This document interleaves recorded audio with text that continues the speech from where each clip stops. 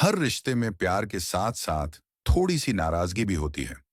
कभी कभी छोटी छोटी बातें बड़ी गलत फहमियों का रूप ले लेती हैं। यही कहानी है अमित और नीता की, एक ऐसे दंपत्ति की जिनके बीच प्यार तो बहुत था, पर एक गलत फहमी ने दोनों के बीच दूरी पैदा कर दी। अमित और नीता की शादी को 5 साल हो चुके थे। दोनों का जीवन शांत और खुशहाल चल रहा था। अमित एक निजी कंपनी में अकाउंटेंट था और नीता गृहिणी थी। सुबह अमित ऑफिस जाता और शाम को लौटकर दोनों चाय पर बातें करते, टीवी देखते और साथ में डिनर करते।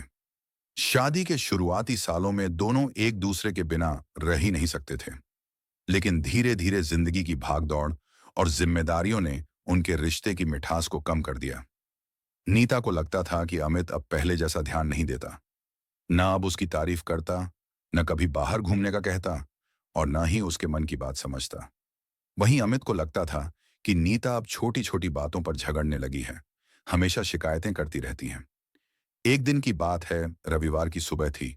नीता ने सोच रखा था कि आज वो अमित के साथ घूमने जाएगी। उसने सुबह सुबह उठकर अमित की पसंद का नाश्ता बनाया, आलू के परांठे और दही। अमित नहाकर निकला और मोबाइल में बिजनेस मेल देखने लगा। नीता मुस्कुराते हुए बोली, आज बाहर चलते हैं अमित, इतने दिन हो गए कहीं घूमे नहीं।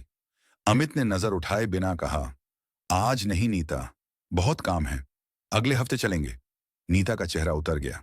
वो चुपचाप मेज पर बैठी रही और धीरे धीरे बोली, हर बार यही बोलते हो, काम खत्म ही नहीं होता तुम्हारा। अमित ने झल्लाते हुए कहा, तो क्या करूं, नौकरी है, मजाक नहीं। बस यहीं से तकरार शुरू हो गई।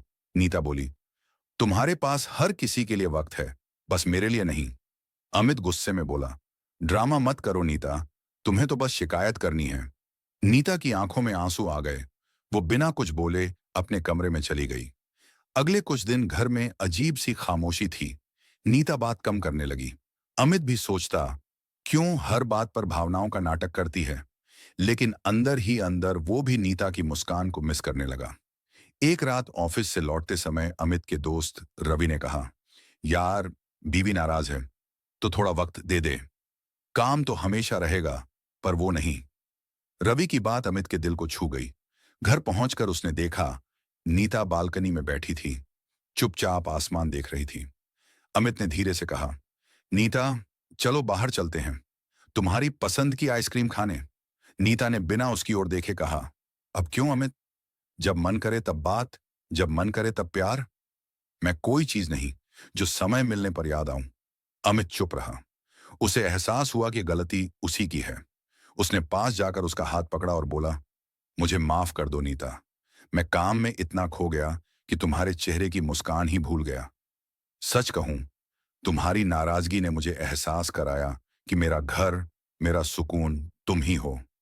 नीता ने धीरे से आंखें उठाईं, आंसू भरी मुस्कान के साथ बोली, मुझे किसी बड़ी चीज की उम्मीद नहीं अमित, बस इतना चाहती हूं कि तुम कभी भूलो मत कि मैं तुम्हारी जिंदगी का हिस्सा हूं, सिर्फ तुम्हारे घर का नहीं। अमित ने नीता को गले लगा लिया। दोनों की आंखों से आंसू बहने लगे, पर इस बार ये आंसू नाराजगी के नहीं, प्यार के थे। कुछ हफ्ते बाद अब अमित हर रविवार को नीता के साथ वक्त बिताने लगा। कभी फिल्म, कभी पार्क, कभी बस घर में बैठकर बातें।